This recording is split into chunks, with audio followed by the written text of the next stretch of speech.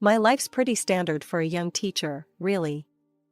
I'm Maya, and after grinding away at a teacher training college, I finally landed a gig at one of the best schools around. My plans? Teach, maybe write a bit on the side, and start a family with the right guy, whenever he decided to show up. That right guy thing happened faster than I expected, courtesy of my college buddy, Jess. Maya, you have to meet Tom, Jess had insisted over coffee one windy Saturday afternoon. He's looking for something real, and you too. I dunno, I just have a feeling about this. Tom and I met at a local dive bar that evening. He was easy to spot, a head taller than most and with a laugh that filled up the room. I was nervous, fixing my hair like 100 times, but when he smiled, all that anxiety melted. Hey, you must be Maya. Jess hasn't stopped talking about you. No pressure, right? Tom joked, pulling out a chair for me. Yeah, no pressure at all, I laughed, settling down. Just deciding the course of my future in one evening. We hit it off instantly. Tom was in finance, a bit dry for my taste, but he made it sound like an adventure every time he talked about his day. He loved hiking, hated sushi, and had a soft spot for cheesy 80s movies. 2 years later, we were setting up our own little home.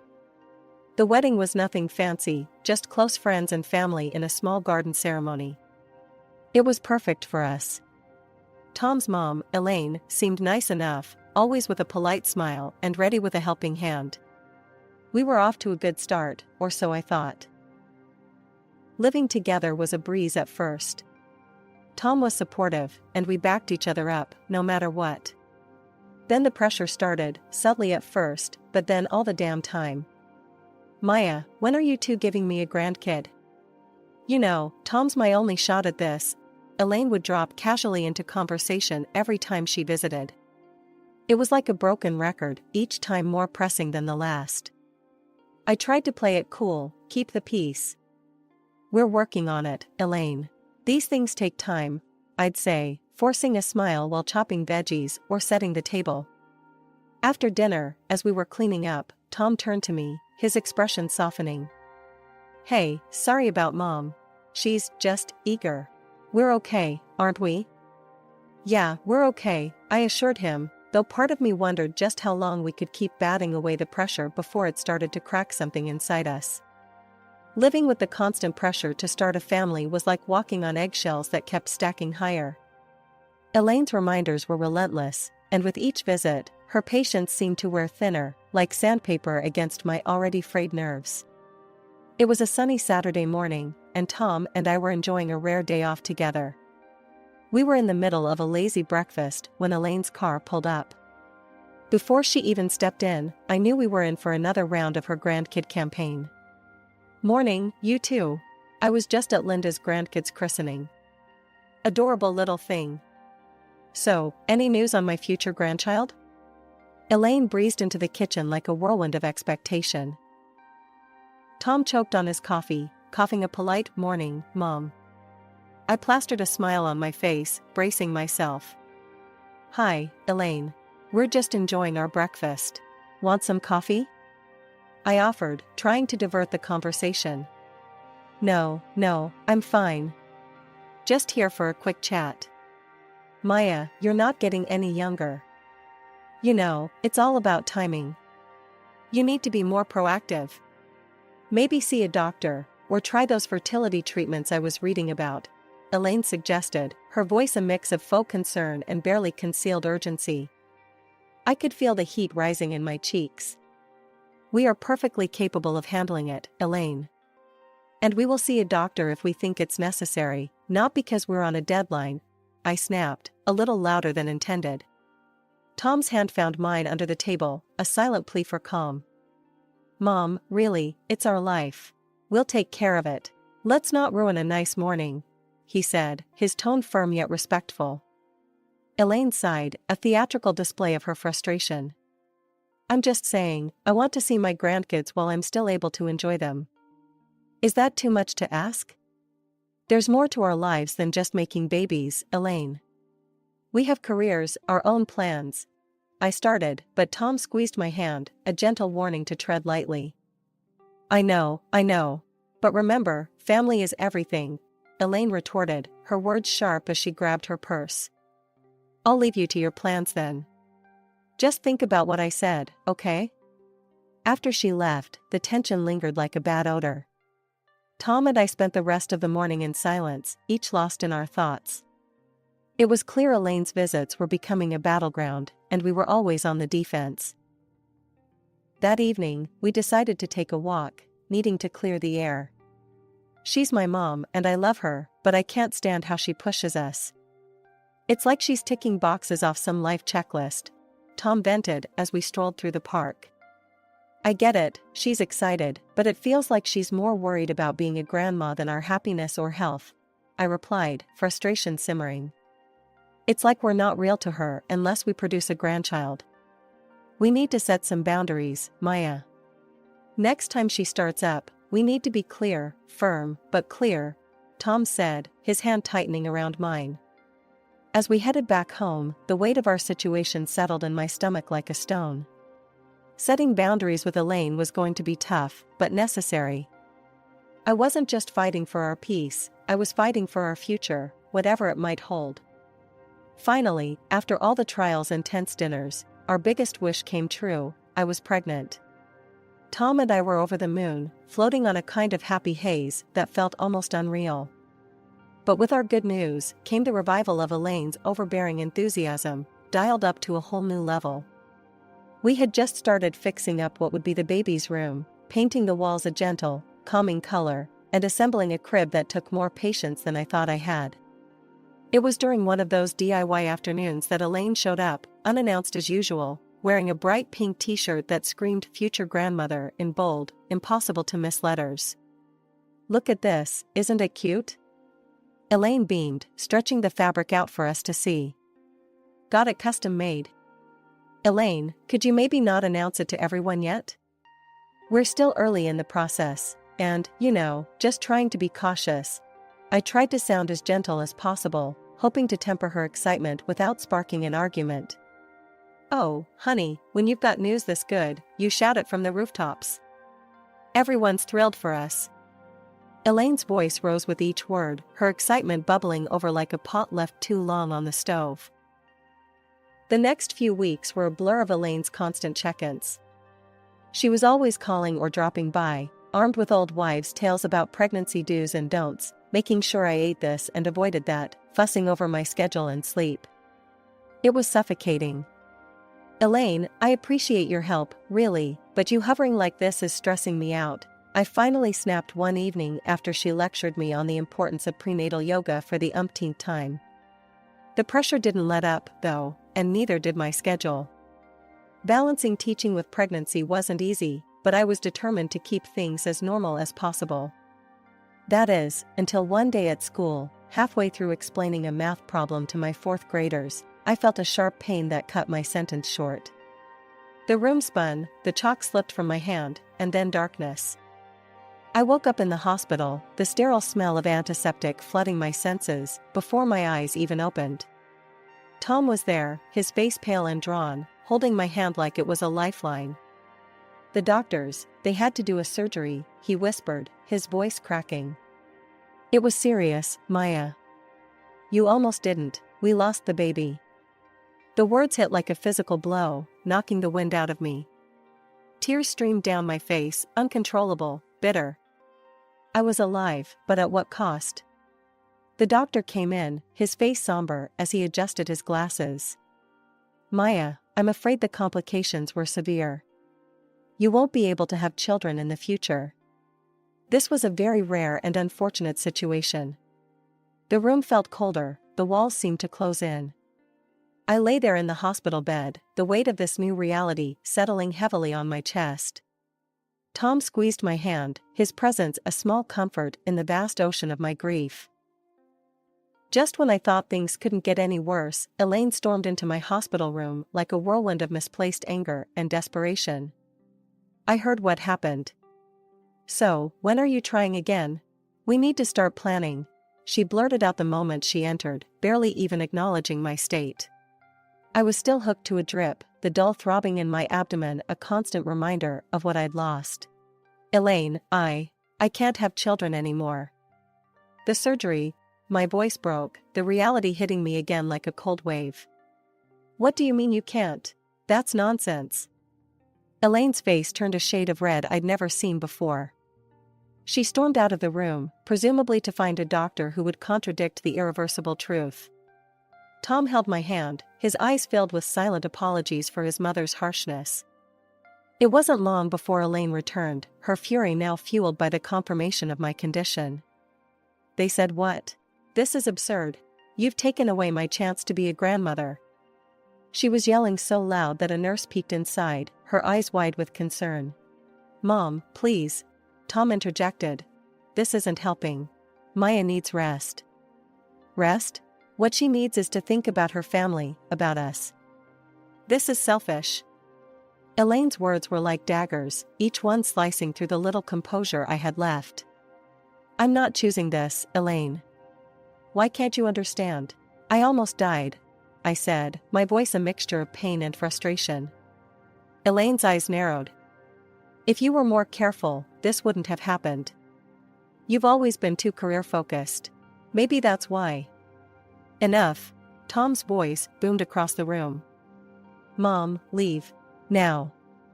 We'll talk when you're ready to be reasonable. But she wasn't done. Turning to me, her voice venomous, she hissed, You're not worthy of my son. You can't give him what he needs. You're not a real woman. Her words stung, burning into my memory. I felt a tear slip down my cheek, the saltiness mingling with the bitterness of her judgment. Tom practically dragged her out, her protests still audible down the hallway. Recovery was slow. When I finally returned home, the emptiness was overwhelming. I attempted to go back to teaching, to find solace in the routine and the laughter of children, but each joyful shriek was a reminder of what I'd lost. Seeing a psychologist helped, somewhat. You need to grieve, Maya, not just for your child, but for the part of your life that is now behind you, Dr. Peterson told me in one of our sessions. Her words, meant to heal, somehow also underscored the finality of my loss. One day, amidst a particularly difficult week, I made a decision. I can't teach right now, I confessed to Tom over a quiet dinner. I see them, and I see what I lost. I'm thinking of the library. It's peaceful, quiet. So, I took a position at the local library, leaving the bustling corridors of the school for the muted aisles lined with literature and quiet patrons. It was a place where my heart could start to mend, away from the prying eyes and the heavy expectations. Even after the shift to the quiet life of the library, Elaine's shadow loomed over us, her persistence on the topic of grandchildren unyielding. Her approach became more invasive, her accusations more pointed as the days turned into months. It was my birthday, a day I hoped would be filled with light-hearted moments and a break from the relentless pressure. As I was about to cut the cake, Elaine cornered me in the kitchen, her voice a hissing whisper. When are you going to fix this, Maya? You need to give Tom children. She spat, her words stinging with venom. I froze, the knife in my hand trembling slightly. Elaine, Tom and I have been thinking about adoption. It's a beautiful way to form a family, I replied, my voice steady despite the turmoil inside. Adoption? Over my dead body. Elaine exploded, her face contorted with disgust. I won't have you bring some stranger's child into our family. Who knows what kind of sick, twisted genes they have? No grandchild of mine will come from someone who couldn't even keep them. Her outburst echoed through the kitchen, and a hushed silence fell over the nearby living room.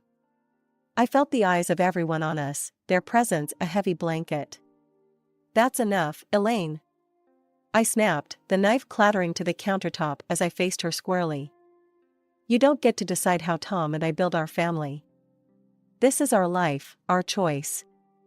Elaine's eyes narrowed, and with a huff, she stormed out of the kitchen, slamming the door behind her with a force that made the windows rattle. The room remained silent, the joy of the day sucked out with her departure.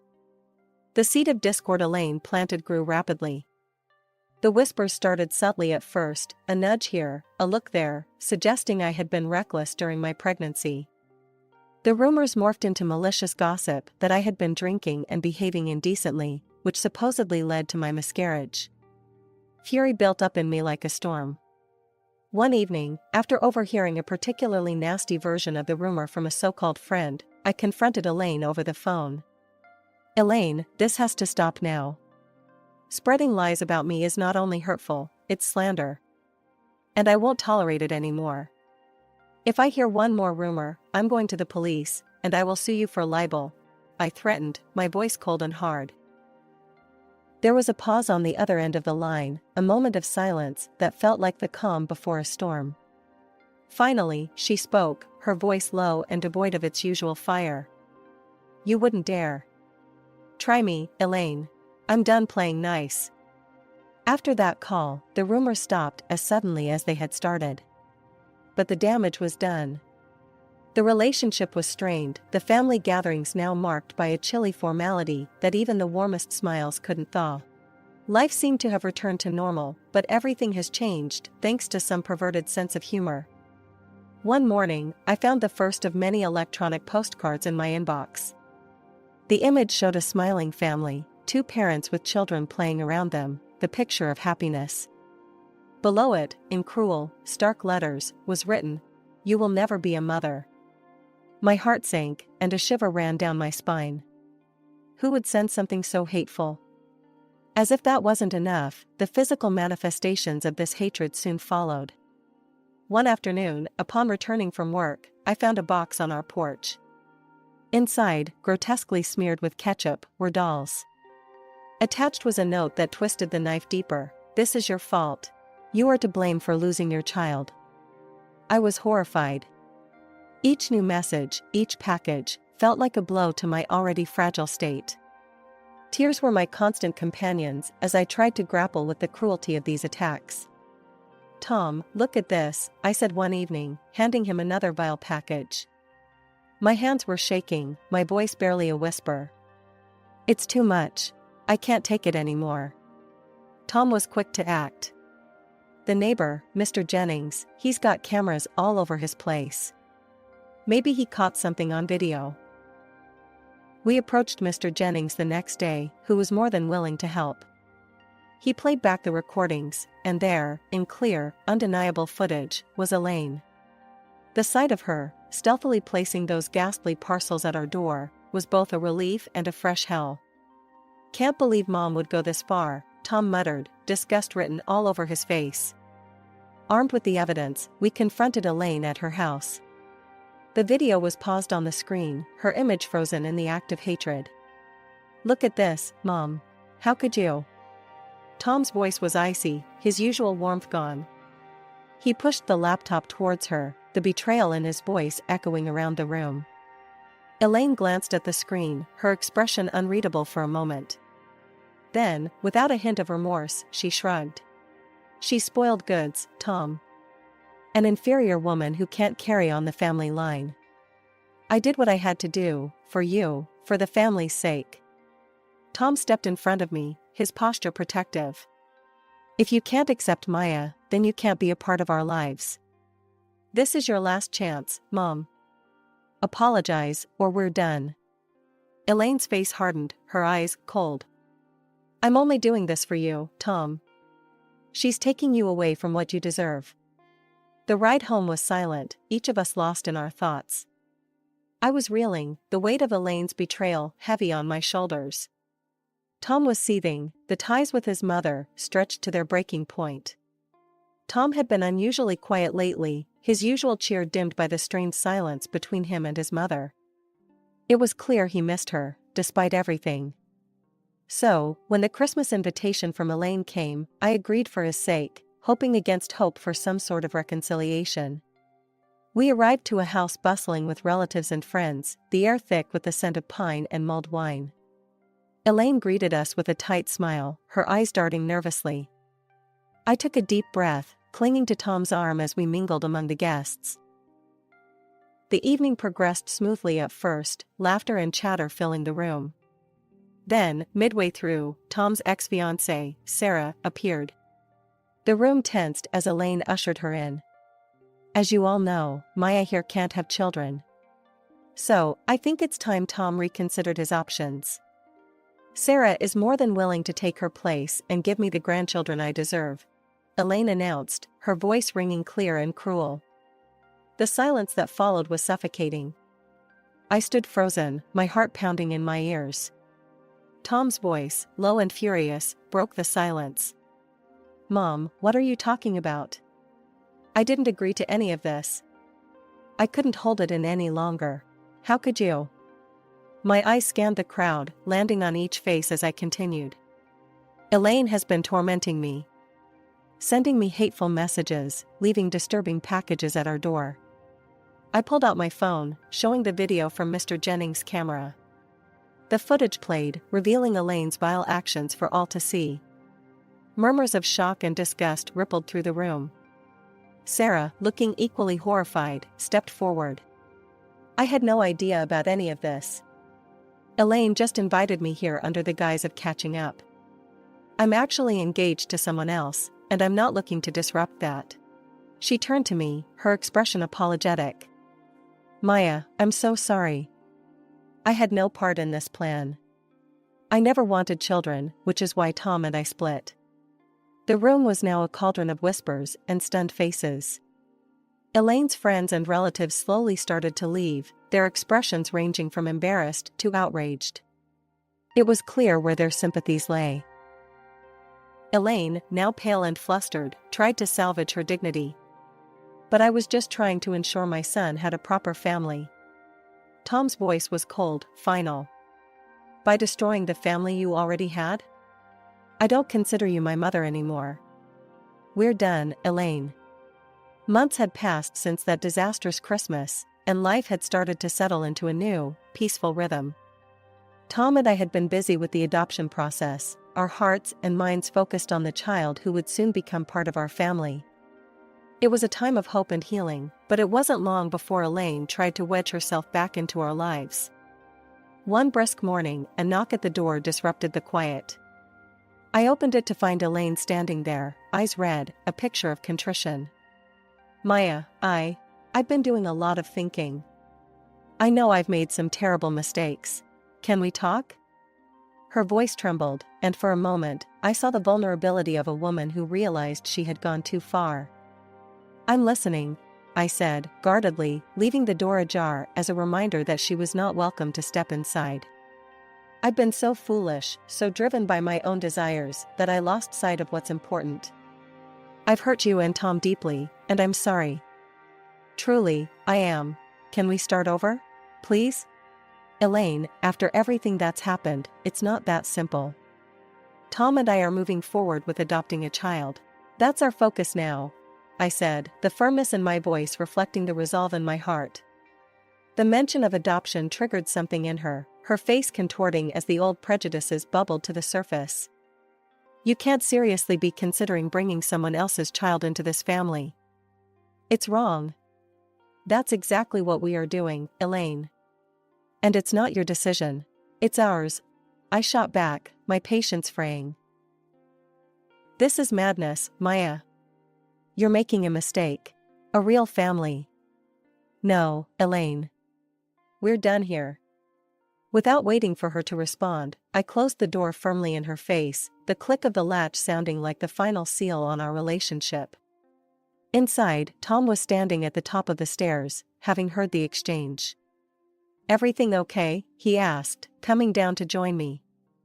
I think it finally is, I said, leaning into his embrace. I told her we're adopting, and she didn't take it well. It's really over this time. Tom nodded, his expression resolute. Let's make it official then. Together, we blocked Elaine's number on our phones and sent messages to our friends and family, explaining that we had decided to sever ties with her for the sake of our future family's peace and well-being. The adoption process moved forward, and each step brought with it a surge of excitement and anticipation. We filled out forms, attended interviews, and prepared a room filled with love and the promise of new beginnings. As the waiting drew to a close, I felt a pull towards my old life, the classroom. I returned to teaching, the joy of interacting with the children rekindling a light within me that had dimmed during those dark times. Standing in front of my class, I realized how much I had grown, how resilient I had become. The children's laughter echoed through the halls, a sweet sound that filled the empty spaces left by lost dreams. It reminded me that while some doors close, others open. And behind this new door was a future bright with the colors of hope and the laughter of a child who would call us mom and dad.